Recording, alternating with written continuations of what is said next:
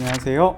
법무법인 동주 형사전문 조원진 변호사입니다. 최근 인천 강화군의 중증장애인 거주시설인 색동원에서 발생한 장애인을 대상으로 한 성폭행 사건으로 인해서 많은 사회적 논란이 있습니다. 이번 사건은 시설장 김모 씨에 의해서 여성 장애인 입소자 17명 전원과 퇴소자 2명 등 무려 20명에 이르는 여성들이 성적으로 학대를 입은 사안입니다.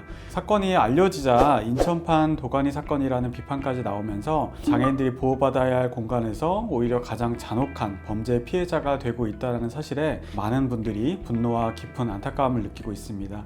오늘은 이번 사건을 통해서 장애인 대상 성범죄의 심각성과 그 처벌 수위에 대해서 한번 이야기해 보도록 하겠습니다. 먼저 사건 개요를 말씀드리면요, 이 사건 의혹이 처음 제기된 것은 사실 지난해 3월입니다. 시설에 입소한 여성이 원장으로부터 성폭행을 당했다라는 제보가 경찰에 접수되었는데요. 경찰은 같은 해 9월 해당 시설에 대한 압수수색에 나서는 등 본격적인 수사에 착수해서 시설 관계자를 입건했지만 당시에는 신병을 확보하는 단계로까지는 나아가지 못했습니다. 경찰은 입소자 대부분이 의사소통이 쉽지 않은 중증 장애인이었던 만큼 진술을 확보하는 데 상당한 어려움이 있었다, 이렇게 밝힌 바 있습니다. 하지만 시민단체를 중심으로 진실규명을 요구하는 목소리가 계속해서 제기됐고, 심층 조사 결과 20명에 달하는 입소자 전원이 성적 학대를 당한 정황이 확인되었는데요. 결국 정부는 지난달 30일 범정부 TF를 구성하고 특별수사단을 출범시켰습니다. 피해자들은 원장님이 흉기를 들이밀면서 엄마한테 말하면 죽여버린다라고 했다, 성관계를 안 하면 밥을 안 준다라고 했다, 하지 말라고 해도 했지만 소용이 없었다 등이 피해 상황에 관해서 구체적으로 진술을 하고 있습니다. 추가로 시설 직원들에게도 폭행을 당했다라는 진술도 보고서에 함께 담겼는데요. 여자 선생님께 맞았다, 가슴과 얼굴을 발로 밟았다라는 진술도 추가적으로 하고 있다고 합니다. 피해자들은 경찰 조사에서 제기된 혐의에 대해서 대체로 인정하지 않는다라는 취지의 진술로 일관하고 있습니다만, 경찰은 피해자들에 대한 추가 조사 및 신병 처리 방향 등을 검토하고 있습니다. 그렇다면 이 사건에서 적용될 수 있는 죄명은 무엇이고 처벌 수위는 어느 정도일까요? 2005년도에 이른바 도가니 사건이 사회적 공분을 일으킨 이후에 장애인과 아동을 대상으로 한 성폭력 범죄에 대해서는 공소시효를 없애고 가해자 처벌을 대폭 강화하는 내용을 담은 일명 도가니법이 만들어졌습니다. 이 때문에 장애인을 대상으로 한 성범죄는 단순히 형법상 성범죄에 처벌되는 데 그치지 않고 성폭력 처벌법은 물론 장애인복지법 위반까지 문제될 수 있는데요. 일반 성범죄보다 처벌 수위가 현저히 높아질 수 있다는 점을 꼭 기억하셔야 합니다.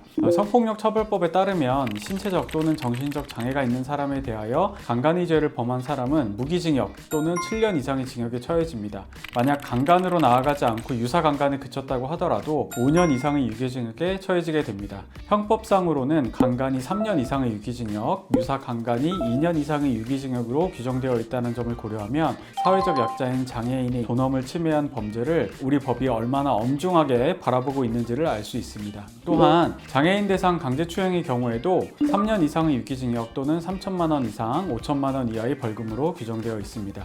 징역형의 기준으로만 놓고 보면 강간죄에 준하는 수준으로 매우 무겁게 규정되어 있다는 점을 같이 확인할 수 있습니다.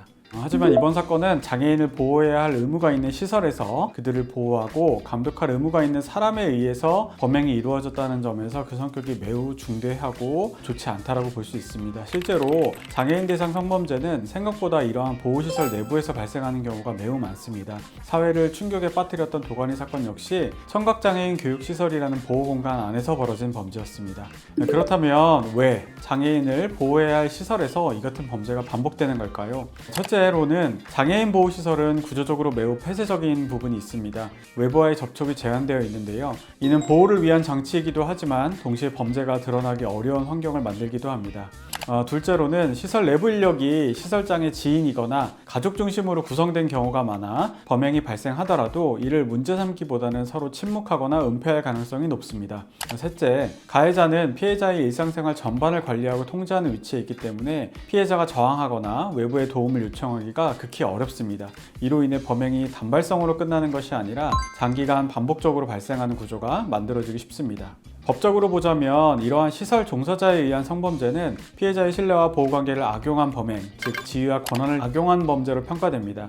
이는 양형 단계에서도 명백한 가중처벌 사유로 적용될 뿐만 아니라 결과적으로 중형을 선고받을 가능성이 매우 높아지게 됩니다. 이런 유형의 사건에서는 위계의 위력에 의한 강간 또는 강제추행까지 문제될 수 있는데요. 위계의 위력에 의한 강간은 5년 이상의 유기징역, 위계의 위력에 의한 강제추행은 1년 이상의 유기징역 또는 1천만 원 이상 3천만 원 이하의 벌금으로 규정되어 있습니다. 실무적으로는 시설에 관리 감독하는 사람이 해당 장애인을 대상으로 강간 행위를 했을 경우에는 일반적인 장애인을 대상으로 한 강간 사건에 비해서도 훨씬 중하게 처벌되고, 형량으로 구체적으로 딱 말씀드리기는 어려운 부분이 있을 수 있지만 평균적으로 1.5배 이상의 중한 처벌이 이루어진다, 이렇게 생각하시면 됩니다. 뿐만 아니라 장애인복지법 위반까지도 문제될 수 있는데요. 장애인 관련 기관을 운영할 수 없고 관련 시설의 취업 역시 제한됩니다. 또한 사회복지 전담 공무원, 사회복지시설 종사자, 상담소, 보호시설 종사자 등은 범죄 행위를 인지한 즉시 지체 없이 신고해야 할 의무가 있는데요.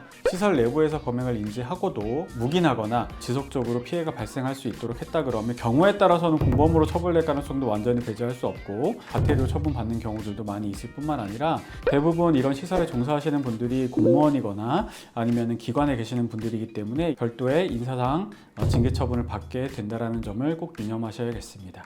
그렇다면 앞으로 이 사건은 어떻게 흘러가게 될까요? 과거 도가니 사건 당시 떠올려 보면은 가해자 측은 피해자들의 진술을 그대로 믿을 수 없다, 과장되거나 왜곡된 주장이다 라는 등 피해자 대부분이 중증 장애인이라는 점을 들어서 진술의 신빙성과 기억의 오류 문제를 집중적으로 제기할 가능성이 높습니다. 다만 중요한 점은 국가의 수사 기조는 과거와 분명히 다르다는 점입니다. 이번 사건은 이미 범정부 차원의 TF가 구성됐고 특별수사단까지 출범한 사안입니다. 이는 단순히 한 시설의 문제를 넘어서 구조적인 그리고 제도적인 문제까지 함께 들여다보겠다라는 의지로도 볼 수 있습니다. 또한 최근 수사 실무는 피해자의 진술만을 단독으로 보거나 그거에 전적으로 의지하기보다는 생활기록, 시설 운영 자료, 직원, 그리고 퇴소자, 주변인 진술 등 정황 증거를 종합적으로 판단하는 방식이 채택하고 이러한 흐름이 훨씬 더 강화되고 있습니다.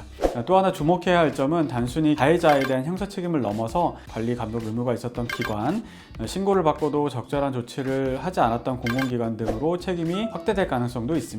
이 경우 형사사건과는 별개로 국가배상 청구나 민사상 손해배상 청구로도 이어질 여지가 충분합니다. 결국 이번 사건은 시간이 걸리더라도 끝까지 파고들 가능성이 높은 사건으로 보는 것이 타당합니다. 이 사건을 수습하는 단계를 넘어서 장애인 및 사회적 약자에 대한 보호가 더욱 강화될 수 있기를 바랍니다.